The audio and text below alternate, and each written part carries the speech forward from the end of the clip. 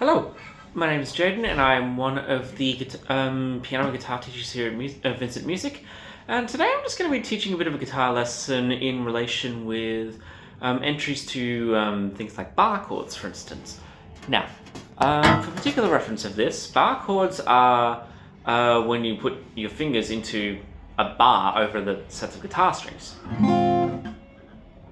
And what you do with the bar chords is that, whether it's for classical or rock sensibility or jazz, when we have these kind of bars over the chords, we basically allow ourselves to have, in our distinct shapes, we have lots more open shapes where we can create different sounds, which you wouldn't normally be able to get on an open string guitar.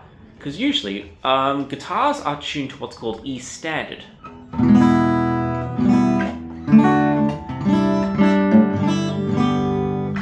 And usually, that's all fine and dandy, but if you want to do sometimes more kind of rock-centric pieces, then usually you would tend to go for something, something more of a closed sound.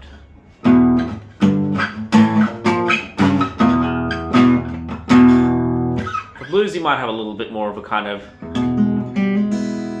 a bit more of a mix between the major and the minor, pardon me. But for the most part, if you want a kind of a more rock heavy sound,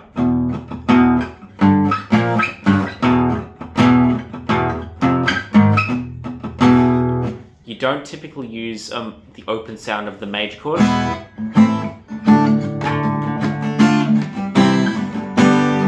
Or the minor chords even.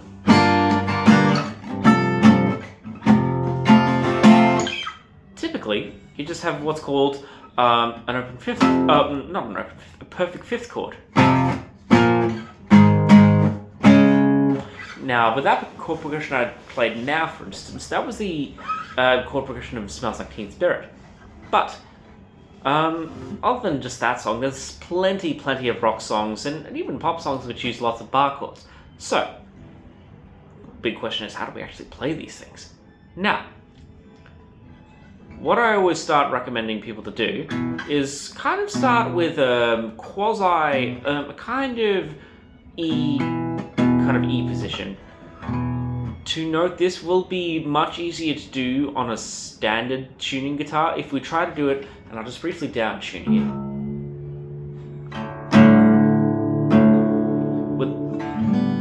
So with a drop D guitar,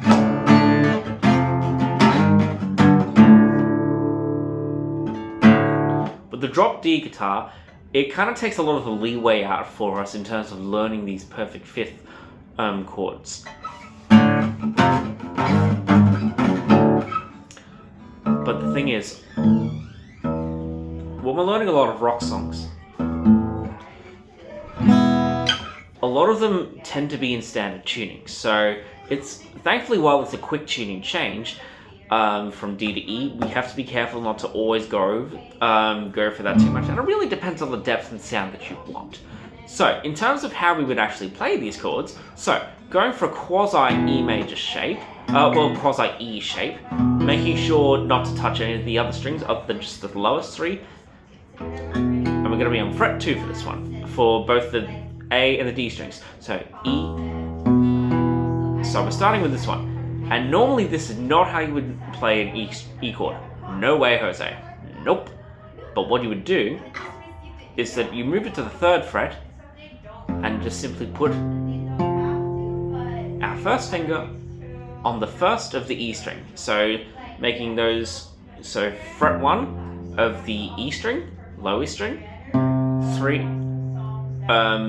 our third guitar finger on our 3rd fret A string, and fourth on our 3rd for the D string. Sorry, that was a word salad moment just there. But yep, we have our bar chord, and the thing is, as you might have clued in on, you can apply this shape pretty much anywhere on the guitar.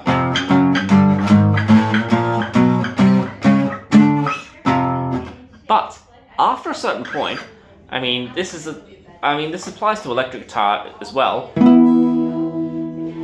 But after a while, the sound just becomes a little bit too heavy for I mean, for my taste, it's a tad heavy for this kind of range, but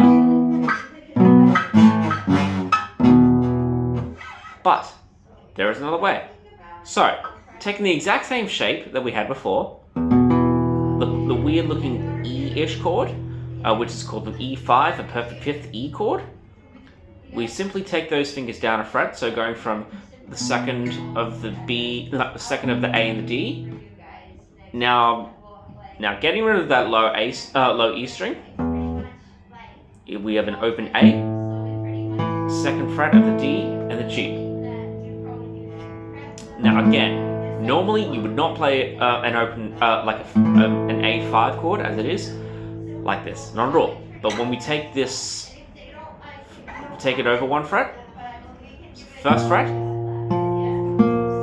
for that A string, and then taking it for the third fret of the D and G strings, so that becomes B, F, and B flat. And now suddenly, because we're in the same position,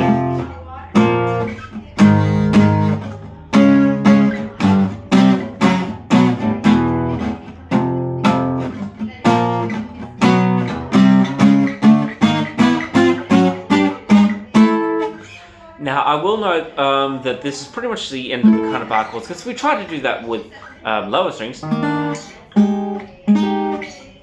It creates a nice major 7 kind of sound, but not what we're looking for right now. And for instance, with the example that I've given before with Smells Like Teen Spirit chord progression,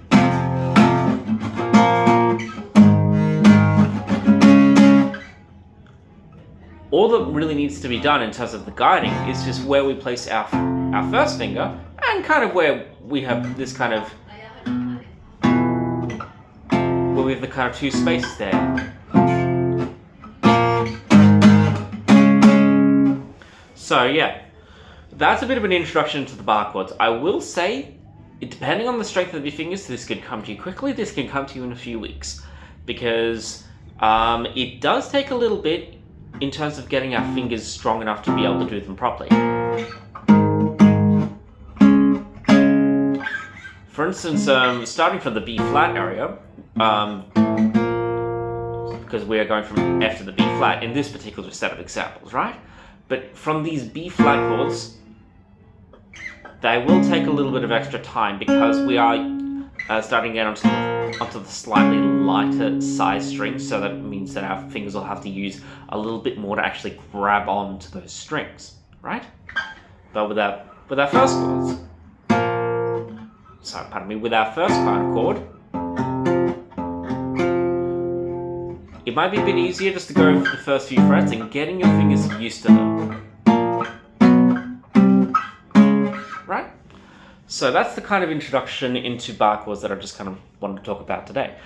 With bar chords in terms of learning guitar, you can learn about the major chords. And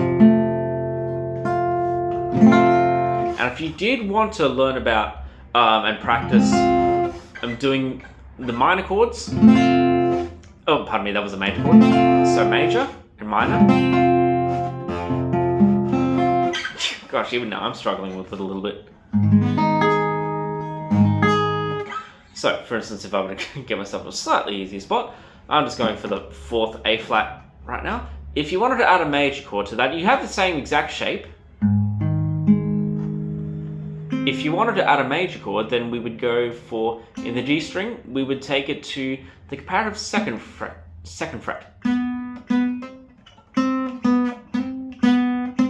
So if we were to start from the beginning,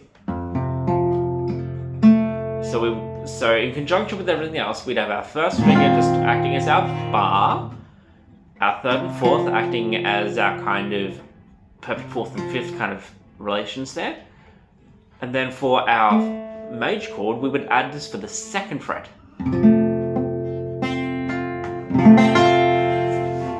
And if we wanted to make it a minor chord, we just simply let go of that 3rd finger. Now, as you've no doubt gathered, when it comes to learning and doing those particular things for a major or a minor, they do become more difficult because you have to use more of the strings. So, in terms of how I would actually teach people to become more comfortable with using the strings, starting slow. Just starting with 1 or 2 fingers at a time, just starting on the first fret. Because you'll notice that it's starting to get a lot harder.